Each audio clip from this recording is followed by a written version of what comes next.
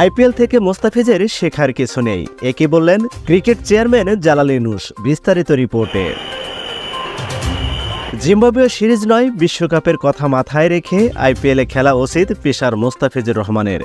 গত কয়েকদিন ধরেই ক্রিকেট পাড়ায় এই আলোচনা তুঙ্গে। এবার এই ইস্যুতে মুখ খুলল বিসিবি। দ্রুতই এই তারকা পেসারকে ফেরানো হবে দেশে। বুধবার 17 এপ্রিল মিরপুর শেরেবাংলা ক্রিকেট স্টেডিয়ামে গণমাধ্যমের মুখোমুখি হয়ে চেয়ারম্যান জালাল ইউনুস জানান, আইপিএল থেকে মুস্তাফিজের শেখার কিছু নেই।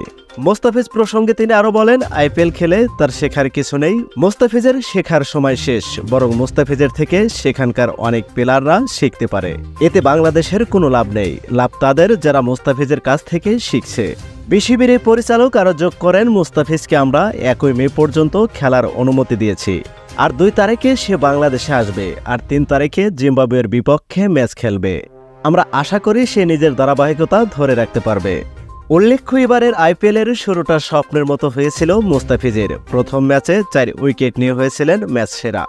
এরপর আরও 4টি ম্যাচ খেলে এখন পর্যন্ত তার ঝুলিতে রয়েছে মোট 10টি উইকেট। চেন্নাইয়ের জার্সিতে আরও 4টি ম্যাচ খেলার সুযোগ পাবেন এই বাংলাদেশি তারকা। তো বন্ধুরা, আপনাদের মতামত কি? চেয়ারম্যান জালাল ইউনুসের কথা কতটুকু যুক্তিসঙ্গত তা অবশ্যই কমেন্ট বক্সে কমেন্টস করে জানিয়ে দিবেন। ধন্যবাদ।